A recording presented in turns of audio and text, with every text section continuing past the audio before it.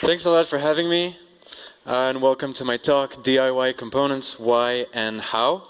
I'll start with a short intro about myself so you know who I am and why you should or might be interested in listening to me. I'm Julien, this is me.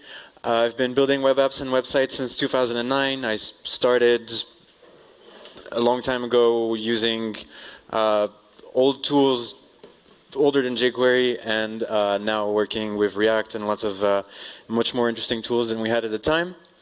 I work at a company called Healthy.io. We're in the field of digital healthcare. We build exams, medical exams that are traditionally lab-based. We build versions that you can do from home. We do that mostly with urine tests. And I spend a lot of my time contributing and maintaining React boilerplate. And I think that the name is a bit self-explanatory, but you can think of us as like a very opinionated create React app.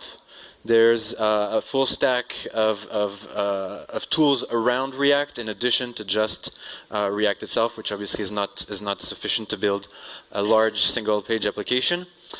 We've got 21,000 stars on GitHub, so we're actually quite big. We're about to release version 4 with a totally different stack, including Immer and lots of new interesting tools. And there's lots of documentation there to teach you how to build a large single-page application with our stack in particular. So don't hesitate to check it out. And I'm kind of on Twitter in that I do have a handle, but I don't really tweet anything. But I put it there in case for some reason anybody wants to ask me a question or reach me. So that's that. So what are we talking about today in this particular talk? Web components is sort of the title of the talk, but it's a bit confusing, I think. First of all, I'm not talking about web components, specifically the group of specs. I'm talking more about generally small, interactive, and reusable widgets. And do I mean inputs? Kind of, yes. Actually, I am talking about inputs. I'm talking about anything that your users can interact with on the page, input data into them. But at the same time, I'm not talking about just the input elements that we have. I'm talking about all the other inputs that you as a user, you as a developer, might need to build for your users. And we'll get into what I mean by that a little bit more. And I see these inputs as sort of a basic building block in most of our work. We use them all of the time, and sometimes we even make them ourselves if the ones that we have available are not the ones that we need. So what about these inputs? I think that knowing how to build components of this type is a skill in itself. If building a web app is one level of abstraction, then building sort of the building blocks, these elements, that would be, I guess, one level of abstraction under that. So naturally, you go one level of abstraction lower, and it's right away more complex. And I also want to convince you that that knowing how to do this is an essential skill, is something that we should all aspire to have as front-end developers, and that it's extremely valuable. I want to show you, and hopefully you probably will already know this to a certain extent, but it's often a very, very complex endeavor where some amount of complexity that you put in there begets and creates more complexity. And so we'll look into why that is. We'll look into how do we get better at it. We'll see sort of some of the challenges that you can run into when doing something like this, and how we might get better at dealing with those challenges. I'm not going to be building a component in front of you. I want to just instead show you from a high level sort of the issues that you run into, and sort of extract from this principles and sort of insights that we can apply across not just the development of components actually, but also in general development itself. more things. And before we continue, I just wanted a disclaimer that I'm going to be using select as an example a lot throughout my talk, and that's on purpose, is because we know and understand it quite well. And so, without further ado, let's get started. Just a brief point on HTML history before we get into the the deepness of things. So when HTML1 first came out, we had none of this. Actually, we only had tags that allowed us to display information on a page, like basically just reading a document. And then HTML2 came out, and we got the first interactivity. The first elements of interactivity, input, select, and form were in there. And since then, we've obviously added a lot more elements. These all came inside of HTML4 or 5. Some of them even HTML 5.2. We'll look at that in a second. And even if you don't use all of these, and there's more than just those, of course. Even if you don't use all of them, they're here, and the fact that they're there and they exist is also something that matters, and we'll talk about that. One thing that I want to highlight about a lot of the HTML elements that we do have is that they come with a lot of advanced features. They come with a lot of things that we don't really think about, or we don't necessarily realize when we're building our own elements. And I want to really get deep into that. And so, getting back to the slide, I think, at this point in time, HTML, just the way that it is, covers a lot of our needs. That being said, there's still a big gap that we need to bridge ourselves somehow.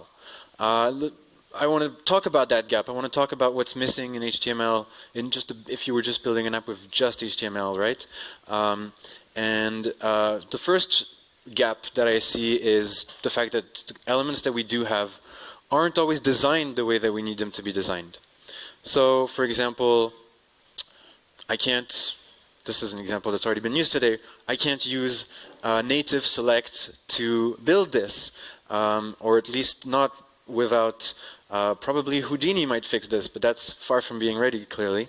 And it's sad that I need to completely rewrite the select element to do this. And what's even sadder is that if you want to tell your designer, the designer that you're working with, how long it will take you to really implement this, they'll look at you strangely and they'll be like, but it's so simple, and understandably, they'll be surprised. The second gap that I want to highlight is that sometimes there are elements that we think should exist as native HTML elements, but don't necessarily exist. Like this, for example. A simple modal dialogue. This is something that I'm pretty sure everybody here has got to have built at least once when building an app or a website. It comes up so often. And my question for you is, did you make it feature complete? Did you think of everything that needed to be built inside of it? Some of the basic things that we might forget when we do this, and you'll probably run into this all the time on the web, is, for example, the ability to close it with the escape key, or the ability to click on the background and also have that escape. Sometimes it's just a dark pattern. They don't want you to be able to do it because they want to force you to read the content. That's a different issue. There are more advanced features that we don't think about when we look at this the first time, but that people who are using screen readers will rely upon. So something like when you open it, capturing the object where focus was when the dialog was opened, and then once the dialog is closed, restoring focus to where it was before. That's something that is there in really advanced accessible dialogues. Something else was the user, when this is open, was the user able to scroll the background content. That's a bit problematic. It can happen on mobile as well, where you have a modal that takes up most of the window, and yet if you scroll on top of it, the touch event gets through and it's scrolling the content in the background. That's not really great UX. The good thing about this one in particular is that we now have these two things, dialog tag and forMethod equals dialog. And these are actually in HTML 5.2. Not everyone has heard of these though. I don't know how many people here have never heard of these tags, dialog tag. Right, I'm seeing a lot of hands. These are in HTML 5.2, and just the same way that many here haven't heard of it, there's also a lot of browser vendors that haven't heard of them, and it's going up. So you might not want to use this without a polyfill.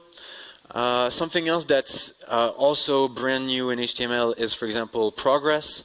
So the ability to show some kind of a loader or progress bar is now in there, but if you try to use it or to style it, you'll also realize that maybe it's not exactly what you're interested in building, and so you'll end up building it manually, and it will only serve the purposes of the people who can actually see it, because it's very hard to do accessibility manually on a progress bar. And then the third gap that I want to talk about, that I want to highlight, is that there are components that might be considered too opinionated or just too hard to standardize into sort of native HTML elements, into their own specification. I'm talking about something like this, which is really not that crazy, but oh, the video doesn't play automatically. There we go. I'll just give you a few seconds to understand what's happening here. It's just a multi-select with a very different UX from the natural one. And it's very close to the one we saw in Offerstock, just without the super beautiful animations. Okay, so what's plan B? You know, we've seen that HTML in itself has some gaps compared to what we really need to build in our everyday work. And the truth is that many of these issues have been solved for us. People have written many high-quality component libraries that, and by the way, it took me 5 minutes to find this many logos of component libraries. If I'd spent 10 more minutes, I could have filled the screen with 100 of them. There's so many of them, and not all of them, but there's quite a few of them that are very high quality. So, you know, whether you're building something with vanilla JavaScript or jQuery or the Web Components API, there's also library frameworks on top of that, or a framework like React or Angular, there's a good chance that what you need has already been built by someone and made available publicly in a component library. And as I said, they can be pretty great, but they also come with their own downsides. There's a few reasons why sometimes they might not be the right fit. The first one is that they're not always maintained. That can be a big problem if they have peer dependencies. So I don't know, you're working with React version X, which React version 15, for example, and they're relying on a certain old context API that's since been deprecated, and you want to upgrade your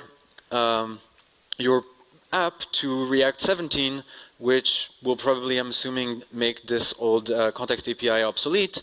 You can't really do that unless the component library is also maintained. So that's the first issue. They're also obviously much harder to debug. It's not your code, so you know you're going to have to go in and figure out what's happening.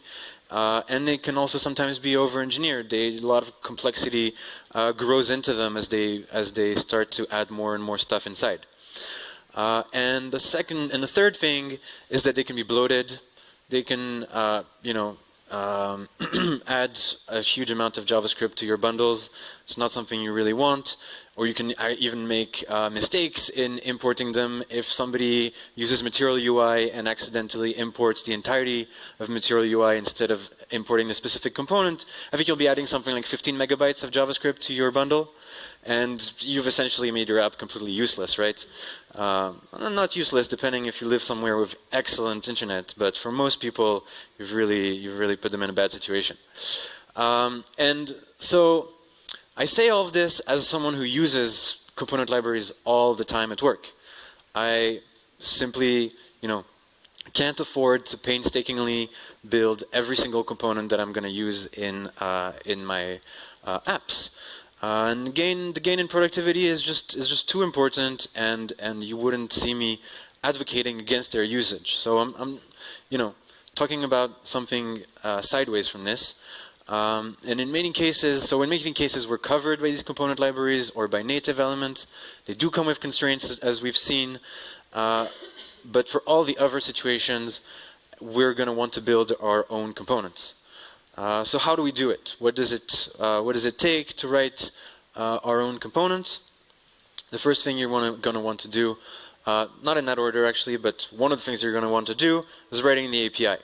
How your component will be used by yourself and other developers who are going to also use that component.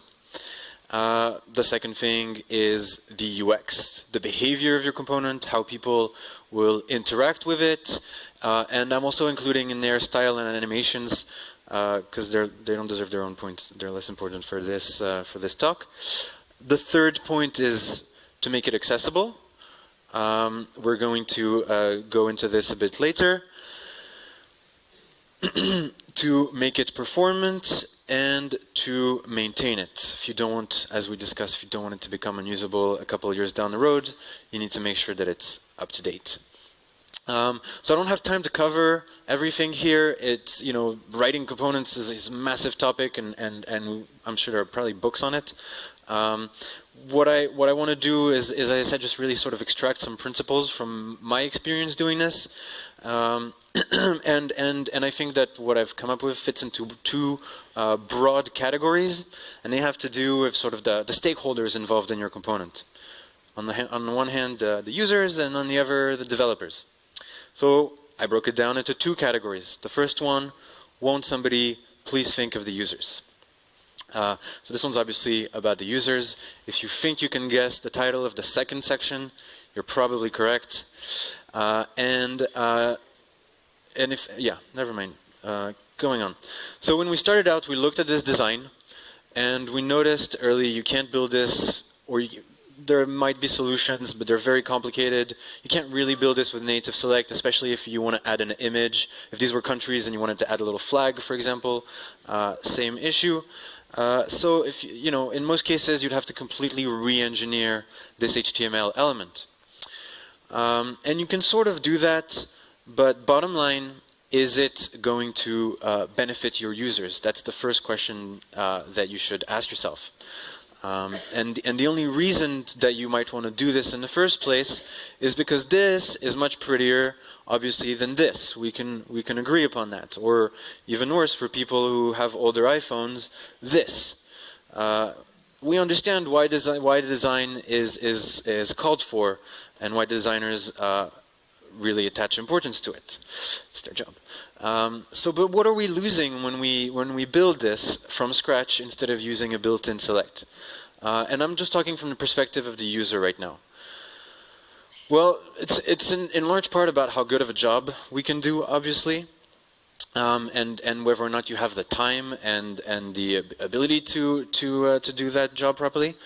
So first off, do you have the time to make it accessible? And do you have the time to make it performant? Can it be focusable? Can it be focused? Did you think of maybe the power users, people who might want to use it with keyboard shortcuts, and figuring out exactly the UX for keyboard shortcuts is definitely not trivial. Did you think of all the edge cases?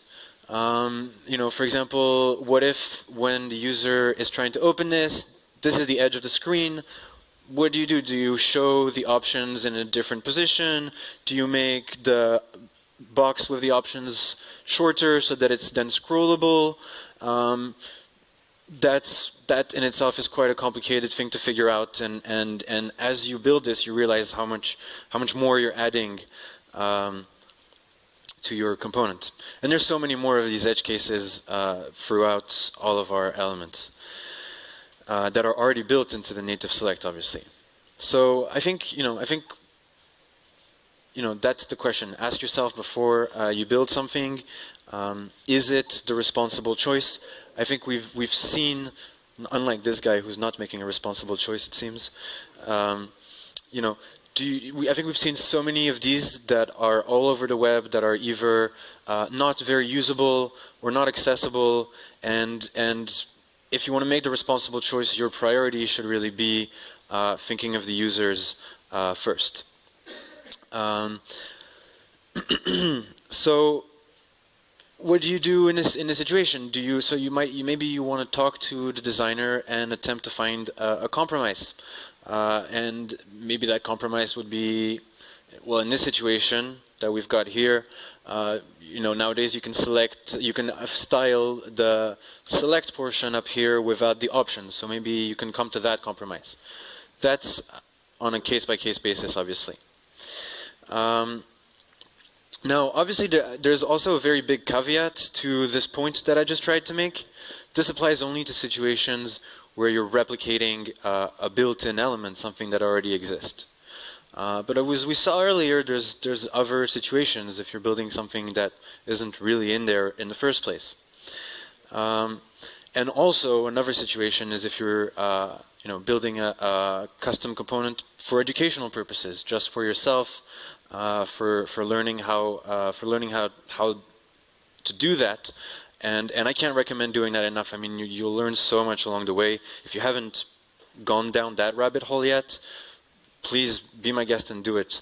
It's also quite fun.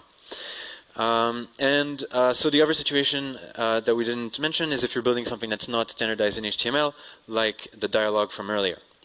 So, as I said, I'm sure many of us, if not all of us, have built this manually at least once. And did you make it whole? Did you remember to take care of the focus behavior as we discussed, the scrolling behavior, and so on? So if you do go the custom route, my second piece of advice is make it feature complete. Make sure that you built into it everything that needs to be thought of. And when you're looking for inspiration, for understanding what means feature complete for your particular component, look to native elements. They're not perfect, but they have a lot of things built into them that are really interesting. And also, the advantage is that you're going to be reusing patterns that people already know. If you're inventing completely new UX for a completely new component, people might have a little bit of a hard time figuring it out in the first place. You're creating friction. It's not good for you or for them. And also get feedback from your users from something that you've built. Okay, moving on, the final point that I want to make in this section is simply making it accessible. I want to take a minute to talk a little bit about this before we dig into the meat of the presentation, the second section. So my feeling is that we talk about accessibility a lot. I've said that word so many times in this presentation already. But at the same time, we speak about it in a vacuum a little bit. We're told how important it is, but the fact of the matter is, unless you have somebody in your life close to you, a parent or a friend, who has a disability of some kind, temporary or permanent, who needs the web to be accessible to them, this is not, unless that's the case for you, then it's not really something that's close to your heart. In your everyday work, you're trying to build things, you probably have some pressure, you're trying to build things fast, and unfortunately accessibility very, very often makes it to the bottom of the list of priorities. So I want to talk a little bit more about accessibility, what it means, and also what are the sort of the quick wins or the easy ways to do it when you're not given the time to really do it properly. So the first thing I want to say is that it affects a lot more people than you might think. It's not just 100 users here, 100 users there. There's quite a few sources on this topic, and one study that I found is that it could, if you include various factors, and it could include up to 20% of your traffic in some situations. People that have some sort of disability, visual or other, and that number can be much higher if, like me, you're working in a healthcare field. So that's something to think about, or something for the elderly. Not that many services on the web for them because they're not really geared for them generally. Accessibility, my second point, accessibility is not just about vision or screen readers. For example, you have people with motor or cognitive or auditory disabilities. I don't know, if it's somebody with an auditory disability, most of the time they'll be fine. How to help their situation will be mostly about closed captioning on videos. But motor disability, if someone has a motor disability and they can only interact with, say, keyboard shortcuts that maybe they activate using either voice or I don't know all the devices that exist.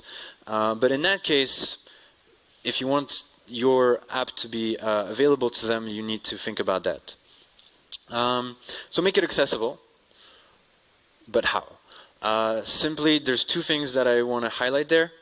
The first one is a tool by Khan Academy, which sort of like audits your website for accessibility. It's like a little bit like Lighthouse, if anybody's used Lighthouse. It's like a benchmark for accessibility on your website. It's really great. You just click on a button on your website and it just shows you everything directly onto your UI. It's wonderful, check it out, and you can get from this very, very quick tips and very easy to apply tips. And the second thing is download JAWS. JAWS is the biggest screen reader on the web. And try navigating your website, your app, with JAWS for a couple of hours, or even less if you don't have the time, but check it out and see what that might be like, and then you'll get a much deeper appreciation for the importance of accessibility and how to fix it. Okay, so quick summary of this first section called Won't Somebody Please Think of the Users, named after a Simpsons quote. I don't know if anybody recognizes. So the first one, was it the responsible choice? The second one, if it is the responsible choice, then be responsible about it and make it feature complete, and above all, accessible. Okay, getting to the second part. Won't somebody please think of the developers? So the section is about the code itself and API in particular. And some of the main points I'm going to try to make here are much more technical. And the first one is that the API decisions that we make are crucial. They have a huge impact on on what you can do. And the second thing is that it's almost impossible to foresee all the consequences of those decisions. I love word games, so I sort of put this up there as like a hangman kind of thing. If you can guess the first insight from this, I don't know, you'll get a prize from me. Not a PlayStation or anything, but some stickers or something. I'll find something. I'll give you S as well. And if before two more slides, if you guess it, shout it at me, and like don't hesitate to interrupt if you guess it. That'll be quite funny for me. Okay, moving on. No, okay, no, this is enough time. Come on, otherwise you're gonna guess it. All right. So, quick disclaimer: we're looking at controlled components versus uncontrolled. We're not really going to get into that. And the second thing is that the code samples use React, but not really. They're very, very short, and I don't think it should matter for anyone that is not in the world of React. So, all right, there are plenty of lessons, I think, to be learned from native elements, as I said earlier, and specifically their API design. So I want to talk about this sort of kind of flaw, this weird thing that happens in the API of input. This is something that I saw in an old article, and what we'll do is we'll create first an input, okay, and the default type of an input is text, and I can query, I can ask for where the selection starts. If there's text selected, I can ask where it starts. Obviously, it's going to be 0 at first. And then I can manually set a selection range. I can say select from the first to the 9th character, and that's what that does. Now, if I switch my input type to a button, shut up, you got it. Stickers for you. Great. All right. Oh, no, I lost my track. Tough. Okay. So what I wanted to say here is that, interestingly enough, when I first saw where I saw this example, at the time, and this is only a few years ago, right? At the time, if you switched or if you used the button and you tried to get selection start, you would actually get a DOM exception. It would just a giant error out of nowhere. It kind of makes sense because obviously there's no selection inside of a button, but they're built on the same prototype. It shouldn't have discrepancies of this kind. So nowadays, though, you get null, which is probably more sensical.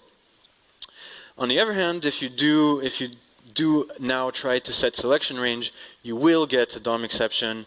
It'll say failed to execute. The input element type does not support selection. Yeah, it makes sense.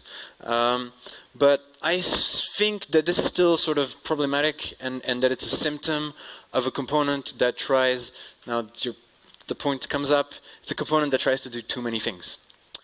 And this is really highlighted by the fact that input has 22 different types.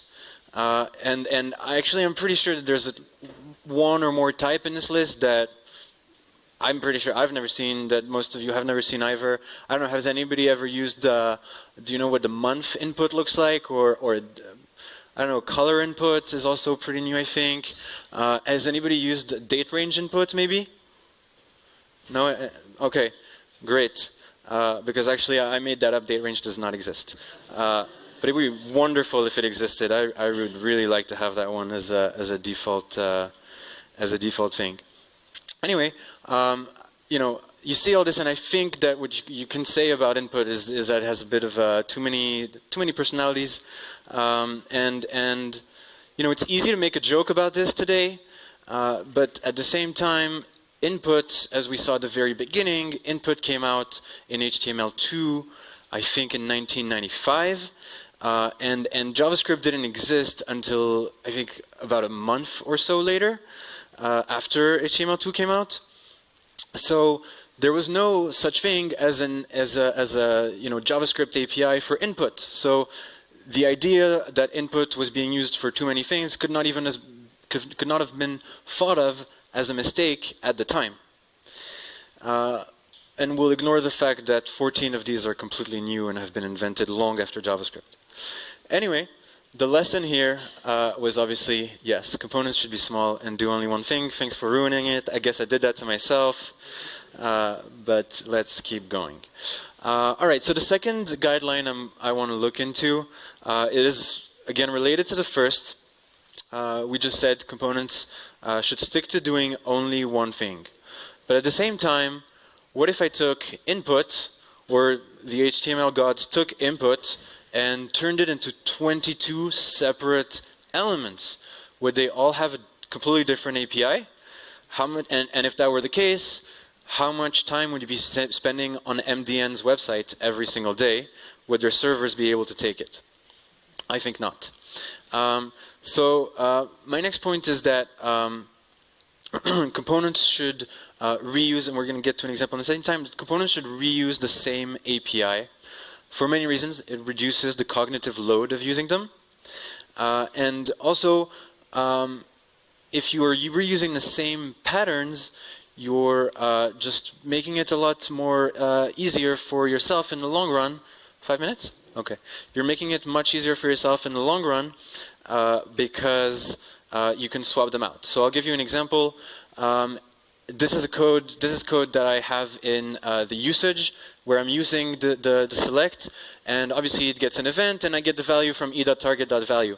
If inside of my React component I do This, I pass to the onChange function an object that has target and value. Then I can just swap out an old regular HTML select with my component, and it works exactly the same way. You can even take it a step further, and you can, for example, in your component, create an event, and you just add to it target value. You pass onChange, and then in your original component, you have access to prevent default and stop propagation and whatever else you might want. I'm not exactly sure why you might want to do that, but I'm sure somebody might find a clever use for it. It's good to know. So reuse your API. Another aspect of native elements that's very hard to replicate and actually in some cases impossible is that they play well with other HTML elements. And what do I mean by that? It's simple. You put an li inside of an OL tag, and you get a numbered list. And you put another OL inside of one of those LIs, and you get a nested numbers list, 4.1, 4.2, 4.3. So in other words, HTML elements have something called interoperability. In the case of form, for example, you get a bunch of things for free between the different, because of the interoperability of different elements and APIs. So, for example, if you place a bunch of inputs inside and you give them types and names, you gain access to the form data API, you gain access to validation, the browser will autofill them for you. If you have focus inside an input and you press, I don't know, Command Enter, then your form will be submitted for you automatically. And more than that. Now, when you're building something custom, whether you're just redesigning a select or engineering a completely custom input with its own behavior and its own looks, you're going to lose access to all of those interoperability features. And that's a huge downside. So the question is, how do we fix this? How do we make a custom input compatible with other web APIs?